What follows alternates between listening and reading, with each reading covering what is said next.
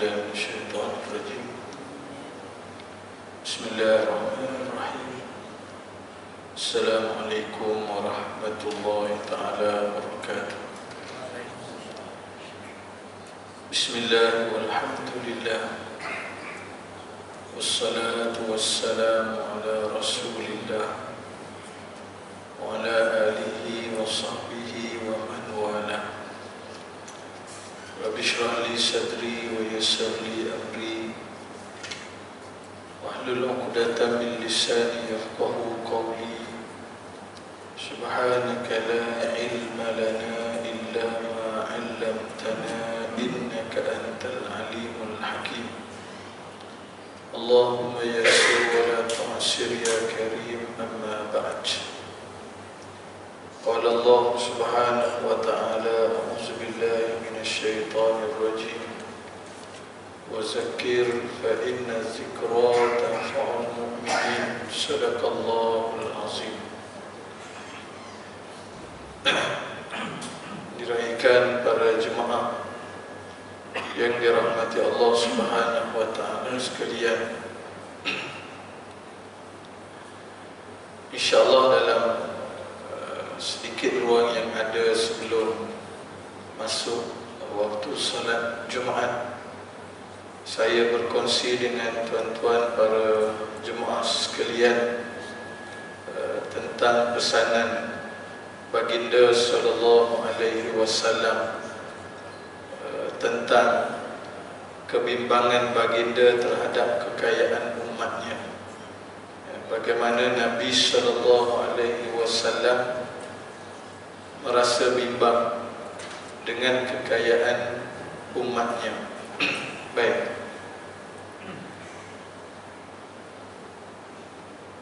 An Amri ibn Auf Al-Ansari radhiyallahu anhu anna Rasulullah sallallahu alaihi wasallam ba'atha Aba Ubaidah ibn al-Jarrah radhiyallahu anhu ila al-Bahrain ya'ti bi jizyatiha faqadima bimalin min al-Bahrain فسمعت الأنصار بقدوم أبي عبيدة فوافوا صلاة الفجر مع رسول الله صلى الله عليه وسلم فلما صلى رسول الله صلى الله عليه وسلم انصرف فتعرضوا له فتبسم رسول الله صلى الله عليه وسلم حين رآه ثم قال: أظنكم سمعتم أن أبا عبيدة قدم بشيء من البحرين. فقالوا: أجل يا رسول الله. فقال: أبشروا وأملوا ما يسركم، فوالله ما الفقر أخشى عليكم ولكني أخشى أن تبسط الدنيا عليكم كما بسطت على من كان قبلكم فتنافسوها كما تنافسوها فتهلككم كما أهلكتهم. متفق عليه. Artinya daripada Amru ibn Auf al-Ansari radhiyallahu anhu bahawasanya Rasulullah sallallahu alaihi wasallam telah menghantar Abu Ubaidah al-Jarrah radhiyallahu anhu ke negeri Bahrain untuk mengutip cukai. Kemudian pada suatu malam kembalilah ia, yakni pulanglah ia membawa harta itu dari Bahrain. Kaum Ansar mendengar akan kedatangan Abu Ubaidah tadi, yakni mendengar akan kepulangan Abu Ubaidah tadi. Lalu ramai di kalangan mereka yang bersembahyang subuh bersama Rasulullah sallallahu alaihi wasallam. Setelah Rasulullah sallallahu alaihi wasallam selesai sembahyang, baginda terus pulang ke rumah. maka ramai yang pergi menuju ke rumah baginda untuk menemuinya. Rasulullah sallallahu alaihi wasallam lalu keluar dari rumahnya sambil tersenyum melihat tindakan sahabat-sahabatnya seraya bersabda, barangkali kamu semua telah mendengar akan kepulangan Abu Ubaidah pada malam tadi dengan membawa sesuatu daripada Bahrain. Mereka menjawab, benar ya Rasulullah. Baginda selanjutnya bersabda, ya, bergembiralah kamu semua, dan bolehlah kamu mengharapkan sesuatu yang akan menyeronokkan kamu. Demi Allah, aku tidak bimbang kalau kamu berhadapan dengan kefakiran, tetapi yang sangat aku bimbang apabila kamu berhadapan dengan kekayaan. Apabila dunia telah diluaskan bagi kamu sekalian, seperti mana diluaskan kepada umat-umat sebelum kamu, kemudian kamu akan berebut-rebut seperti mereka dahulu juga yang berebut-rebut, maka akibatnya dunia itu akan membinasakan kamu seperti mana ia telah membinasakan mereka yang terdahulu. Baik, tuan-tuan dirahmati Allah Ta'ala sekalian, hadis ini diambil daripada hadis yang ke-32 daripada kitab 40 hadis Penawar Hati susunan Syekh Abu Ali Al-Banjari An-Nadwi rahmatullah alaih, atau Syekh Fahmi Zamzam. Dan perbincangan hadis ini juga berkait dengan khutbah yang kita akan juga baca nanti berkenaan dengan zakat ataupun harta. Ya, ini pun cerita tentang harta, soal kekayaan, dan ia ada kaitan juga secara tidak langsung dengan khutbah yang akan dibacakan nanti. Baik, cerita dia tentang hadis ini ialah bagaimana Nabi SAW telah mengutuskan Abu Ubaidah Al-Jarrah ke Bahrain untuk memungut cukai ataupun untuk mendapatkan hasil cukai. Kemudian ringkas ceritanya, Abu Ubaidah pergilah ke Bahrain, dan selepas beberapa ketika maka Abu Ubaidah pulang dengan membawa sejumlah besar daripada hasil kutipan cukai. Makna pulang dengan membawa kutipan cukai. Baik, dan kepulangan Abu Ubaidah ini diketahui ataupun sampai kepada golongan-golongan Ansar. Sami'atil Ansar bi qudumi Abi Ubaidah. Maknanya datanya Abu Ubaidah atau pulangnya Abu Ubaidah itu sampai ke pengetahuan golongan ataupun sahabat-sahabat Ansar. Abu Ubaidah pulang pada sebelah malam. Kemudian esoknya waktu solat subuh mereka bersembahyang bersama dengan Rasulullah sallallahu alaihi wasallam. Boleh jadi sebahagian daripada mereka mengharapkan kalau Nabi nak buat pengumuman, nak buat agihan, nak buat agihan, dan collection ni baru sampai, collection baru sampai, kukuk Nabi nak buat agihan. Tiba-tiba selepas daripada selesai sembahyang subuh, insarafa, Nabi balik tanpa ada apa-apa pengumuman. Nabi balik tak buat announcement, seolah-olah tak ada apa yang nak diberikan. Ataupun Abu Ubaidah balik dengan bawa kutipan yang banyak.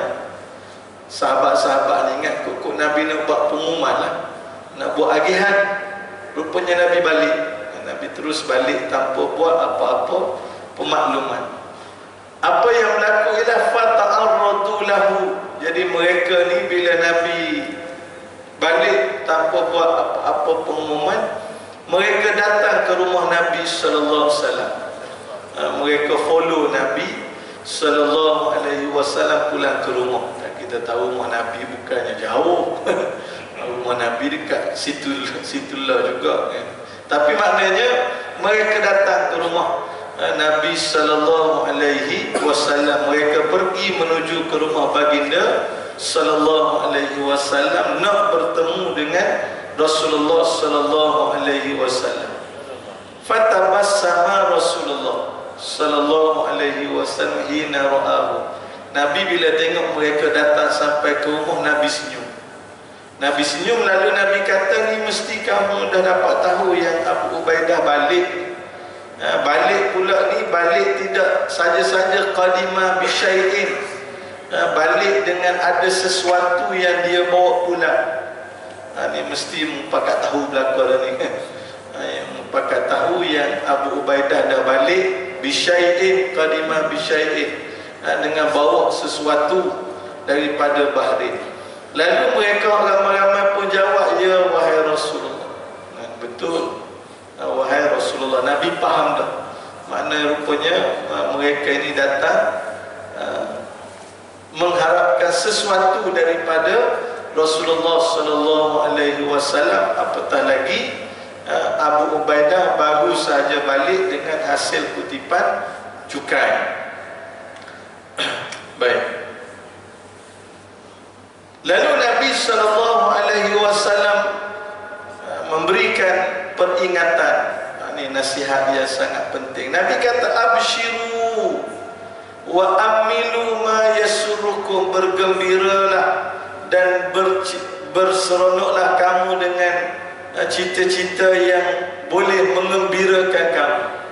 Dari sudut mana? Maksudnya dari sudut bergembiralah kamu dengan apa yang kamu inginkan, ada harta banyak, duit banyak dan sebagainya. Samalah macam kita pun, kalau tanya nak miskin ke nak kaya, agak-agak siapa jawab nak miskin? Saya tak ada. Apakah nak kaya belaka? Menjadi fitrah kita dah dari sudut kekayaan, kan? Kita nak kepada harta, nak kepada kekayaan, nak keluar daripada kemiskinan, supaya boleh jadi kaya. Cuma kaya tu tak mana kaya. Kalau tuan-tuan biasa sembang dengan orang kaya, kita pun naik hairan. Kita kata tengok dia kaya dah, tapi macam tak cukup-cukup juga harta dia.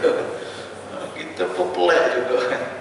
Seronok sembang dengan orang susah pula, kan? Orang yang biasa-biasa sembang dengan dia, tak ada nak sembang bab harta ke apa. Kalau sembang dengan orang kaya ni, duduk 10 minit tu 15 minit duduk sembang bab projek, bab tanah tu, bab tu tuan-tuan boleh jadi ada pengalaman juga mungkin kan. Sedang sembang dengan orang kebanyakan begitu, tak ada nak sembang bab harta benda, tak ada. Tapi kalau sembang dengan orang kaya, mau ada duit tak? Kenapa? Jom kita pakat beli tanah situ ketua gini. Ni sembang dengan orang kaya, kita pun galau kepala. Malah kaya dah tak cukup-cukup lagi. Dia kaya ni subjektif. Nak kata kaya tu apa ukuran dia? Ada saya baca dalam Facebook apa, ada seorang tu dia hilang kedudukan dia sebagai lelaki terkaya di dunia kerana duit dia telah berkurang kepada 700 bilion apa tahu. Oh dahsyat, maknanya berkurang tu 786 bilion ke apa kan. Kita boleh kali 780 bilion tu, boleh jadi tak sedar diri dia, boleh jadi. Baik. Jadi Nabi sebut bergembiralah kamu dan silakan kamu nak mengimpikan sesuatu yang kamu akan rasa seronok dengannya, iaitu harta yang banyak, boleh jadi orang kaya. Maka Nabi sebut, fawallahi, demi Allah, mal faqru akhsha alaikum, demi Allah kata Nabi, aku ni tak bimbang keadaan kamu yang miskin, aku tak bimbang. Yang aku bimbang kata Nabi, akhsha antu besarta dunia alaikum, yang aku bimbang bila kamu dihidangkan dengan dunia, hak tu aku bimbang. Di kala itu kamu akan hanyut, kamu akan hanyut. kala itu dunia akan membinasakan kamu. Seperti mana orang-orang dahulu mereka sibuk dengan dunia, dengan harta, akhirnya harta ini membinasakan kamu. Kadang kita duk fikir balik, payah nak faham. Mana pula bila jadi kaya ni akhirnya kita jadi hanyut. Tuan-tuan sekalian, kita lihat perkara yang berkait dengan harta ini, kadang kita tak tahu apa yang terbaik bagi kita. Ada orang yang bila dia susah, alhamdulillah dia okey. Tapi bila dia senang, dia berubah karakter. Ada orang bila senang dia okey, bila susah dia berubah karakter. Dia masing-masing berbeza. Berbeza karakter dia, tak sama. Kadang kita kena reda dengan apa yang Allah berikan kepada kita. Tuan-tuan boleh jadi ada pengalaman, kita kenal orang ni, bila dia dah ada kelebihan mungkin pada sudut harta, pada sudut kedudukan, kita pandang apa dia buat tak kenal dah. Ada orang begitu, dia telah mula hanyut dengan dunia kan? Dia telah mula hanyut dengan dunia. Nak tegur kita, tak tegur dah. Kita tegur pun dia tak jawab. Ada kan orang yang bila dia dihidangkan dengan dunia, dia dah jadi hanyut. Dia dah mula rasa sombong, dah mula tak nak tegur, dah mula tak nak bergaul dengan orang biasa. Kalau kita datang, dia datang tempat kita, kita tak tegur dia, dia marah kan. Dia nak kita tegur dia, bukan dia tegur kita. Ini antara senario-senario yang berlaku. Sebahagian daripada kita yang bila dia dihidangkan dengan dunia, sama ada dalam bentuk harta yang banyak ataupun kekayaan ataupun kedudukan pangkat, dia akan jadi hanyut. Dia akan jadi hanyut. Ya, kita memanglah kita duk nampak, asal bila harta banyak senang lah. Bila harta banyak senang, bila harta banyak senang. Kita duk baca dia harta banyak tu senang. Kadang-kadang kita tak mampu nak baca apa hikmah di sebalik yang Nabi sebut.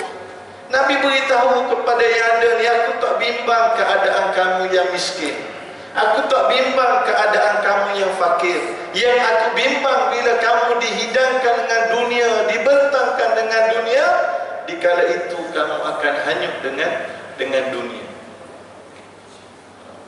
Kadang setengah orang bila boleh jadi waktu biasa-biasa, tak semua. Kadang saya sebut tadi ada yang berbeza. Ada yang bila dia senang, alhamdulillah dia okey, bila dia susah tu dia dah hilang arah. Ada orang waktu susah okey, bila senang dia hanyut kan? Mula dah nak mari masjid, surau pun tak ada. Lama tak nampak surau, itulah projek banyak lah sikit. Projek banyak dah tak boleh nak mari surau dah. Tak boleh nak ikuti kuliah-kuliah pun dah tak ada nak mari dah. Sebab apa? Sebab projek banyak. Projek sana, projek sini, apa semua.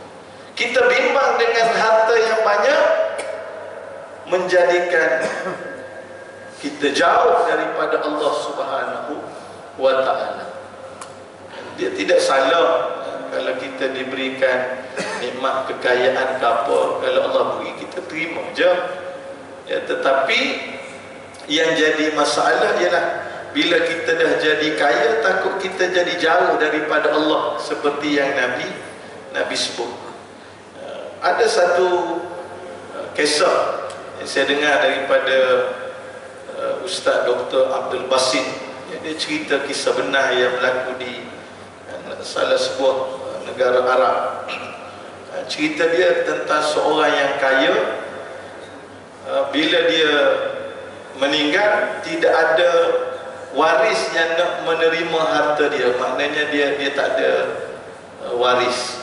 Harta banyak, kaya dia. Lalu mahkamah, bila harta banyak ni nak pergi kepada siapa, mahkamah suruh cek, cuba pergi, cuba selidiki kalau ada dia punya berkait dengan keturunan dia yang keberapa yang boleh menerima. Akhirnya cek punya cek, jumpalah 3 orang yang boleh menerima harta pusaka daripada si mati ini. Diringkaskan cerita, diberikanlah harta kepada 3 lelaki ini yang waris yang jauh-jauh adalah, sebab waris yang terdekat tak ada untuk menerima. Jadi waris yang jauh. Diringkaskan ceritanya, masing-masing pun dapatlah bahagian daripada harta pusaka ini dengan jumlah yang banyak. Sebanyak mana jumlah tu tak disebutkanlah, tapi jumlah yang banyak. Kalau kita boleh ringkaskan sebagai contoh, katalah 10 juta seorang dapat. Kita kata durian runtuh lah tu 10 juta seorang. Lalu orang tengah ni yang menguruskan untuk agihan harta ni, ia pun jumpa dengan orang yang pertama. Kata dia, tahniahlah, kan? Maknanya rezeki kamu dapat ni secara tiba-tiba, dapat rezeki banyak 10 juta. Cuma nak minta lah sikit dalam 1 juta ke setengah juta untuk dibuat masjid ke, mudah-mudahan pahala dapat kepada si mati. Agak-agak kawan tu bagi ke dah? Dia bagi ke dah? Tak bagi. Oh, minta maaf lah, saya nak guna banyak ni. Dia tak fikir dia dapat secara tiba-tiba tu, dia jadi tak boleh, ni duit saya nak guna banyak, nak guna. Minta maaf, tak bagi dia. Kawan tu minta sikit je nak bina masjid untuk mudah-mudahan pahala dapat kepada si mati. Mari pula kepada orang yang kedua, hak terima dengan nilai yang banyak juga, sama juga, dia pun sebut lebih kurang begitulah, tahniahlah tuan, dapat rezeki secara tiba-tiba, dapat banyak begini. Ya, tuan-tuan pun boleh jadi tak pernah merasa sebanyak ini, cuma nak minta lah sikit, kalau boleh sebagai sumbangan untuk kita bina masjid, mudah-mudahan pahala sampai kepada si mati. Agak-agak bagi ke tak? Tak bagi juga. Tak bagi juga. Oh, minta maaf lah. Tak bagi. Oh, minta maaf lah, saya ni begini. Panjanglah alasan dia. Tak dapat. Jumpa pula dengan orang yang ketiga yang dapat duit hasil daripada pewarisan harta tadi. Pun sama, beritahu tahniahlah kerana begini-begini, nak minta lah sedikit sumbangan. Ya, kalau minta sekadar 10,000, 20,000, mana boleh buat masjid. Jadi boleh jadi dia minta lah dengan kadar yang kalau pakat 3 orang ni boleh dah bina masjid. Agak-agak dapat ke tak dapat? Tak dapat juga. Tak dapat dia. Nak cerita ni manusia, kadang bila dia senang secara mendadak, dia jadi sayang tu sayang sungguh, sampai nak beri pun tak mahu dah. Lepas tu kadang setengah orang kalau kita minta derma ke apa, dia kata saya bukan tak nak bagi derma, tapi nak tunggu kaya dulu baru saya nak beri. Bohong ya. Kalau dah kaya lagi dia sayang kepada harta. Kadang dia kata, oh saya apa nak kumpul biar ada 100,000 dulu. Bila dah ada 100,000 saya ada. Agak-agak bila dah ada 100,000 dia menyumbang ada. Sayanglah kalau menyumbang kurang balik. Kalau dia menyumbang kurang balik. Sebab itu ulama-ulama ajar, jangan kita letak, oh aku nak tunggu ada 100,000, nak tunggu 500,000, nak tunggu 1 juta baru nak derma, baru nak menyumbang. Jangan ada letak syarat gitu. Apa jaminan bila kita dah kaya kita akan jadi pemurah? Apa jaminan? Tak ada jaminan. Tambah-tambah bila Nabi sendiri memperingatkan kita. Kadang kita tak usah cerita orang lain. Kalau tanya saya nak miskin ke nak kaya, saya akan jawab nak kaya. Kalau tuan-tuan nak sedekah duit banyak-banyak pada saya, silakan. Memang kita nak kaya pun, tetapi kadang kita lupa nak membaca hikmah di sebalik apa yang Allah Ta'ala tentukan, seperti mana yang Nabi beritahu kepada sahabat. Seronoklah kamu dengan apa yang kamu impikan. Kamu boleh keluar daripada kemiskinan, kamu jadi kaya, kamu boleh dapat sekian-sekian, silakan, tak ada masalah. Cuma Nabi beritahu, dengan keadaan kamu seperti ini aku tak bimbang. Aku tak bimbang keadaan kamu. Yang aku bimbang ialah bila kamu senang, kamu hanyut. Hatu aku bimbang. Bila kamu senang, kamu jadi hanyut. Hanyut dengan dunia. Mula sibuk dengan dunia. Dikala itu secara kamu tidak sedar, dunia telah membinasakan kamu. Sebab itu kadang kita diajar dalam Islam ni dengan sifat qanaah. Kita diajar dengan sifat rasa berpada dengan apa yang Allah Subhanahu wa taala berikan. Kadang kita tengok dalam media-media sosial orang yang kaya, kadang nak tunjuk dia punya kaya tu buat tidur atas duit. Allah. Duit tu jadi tilam. Kita kata ni apa benda ni? Duit ni apa benda? Kadang ada juga yang jenis duk bersohor, dia duk main kaya-kaya. Kadang kami pun rajin juga cuba juga minta sponsor dengan hak nampak duk kaya sangat kan, duk mempamerkan kekayaan. Selalunya payah nak dapat. Payah nak dapat. Demo-demo yang duk pamerkan kekayaan dalam media sosial apa semua, kalau minta untuk sumbangan program ke apa, payah nak dapat. Kadang ialah kita bukan nak kata demo kedekut apa, wallah alam, itu serah masing-masing dengan Allah Subhanahu wa taala. Cuma yang saya nak sebut, bukan kita nak kata Islam tidak menggalakkan kekayaan, tidak. Cuma bagaimana Nabi ajar kepada kita untuk kita memahami masing-masing daripada mengimpikan untuk kita jadi kaya, kita jadi senang apa semua, tetapi Nabi memberikan ingatan. Di sebalik apa yang kita inginkan, di sebalik apa yang kita rasa mungkin, bila kita memiliki segala-galanya, kita akan seronok, kita akan begini-begini, awas. Nabi kata, awas. Di sebalik kekayaan yang kamu nikmati, di sebalik harta benda yang melimpah ruah, di sebalik kedudukan kamu yang tinggi dalam boleh jadi pangkat, jawatan dan sebagainya, benda lebih besar yang kamu kena letak kebimbangan. Takut-takut kamu jadi hanyut. Takut-takut kamu jadi hanyut, kamu semakin jauh daripada Allah Subhanahu wa taala. Takut-takut kamu berubah daripada seorang yang dekat dengan Allah, dah mula jarang-jarang datang masjid, dah mula tak ada masa nak baca Quran, dah mula berkira nak bagi sumbangan, nak bagi duit dan seumpamanya. Ini yang kita bimbang. Apatah lagi kalaulah dengan sebab kita dah kaya, datang penyakit bakhil, datang pula penyakit sombong, datang pula penyakit pelekeh orang, pesenda orang dan seumpamanya. Akhirnya kita jadi rosak dengan sebab dunia yang melimpah di keliling kita. Tidak salah bila kita dapat dunia, tak ada salah. Almarhum Tuguni Aziz dia pernah sebut sebagai penutup. Dia sebut kita dengan kekayaan ni tak ada masalah. Seumpama bila kita menaiki kenderaan sampan, kita nak kepada air untuk membolehkan kita sampan itu bergerak ke sana ke sini dan seumpamanya. Tetapi jangan sampai air itu masuk dalam sampan. Itu syarat dia. Kita nak ada harta, tak ada masalah. Macam cerita Piramli di mana, Kazakhstan, Gohikostan, harta rata-rata tempat, silakan, tak ada masalah. Yang pasti jangan sampai harta tu masuk dalam ni. Itu je kan. Kalau harta tu dah masuk dalam ni, kita akan hanyut.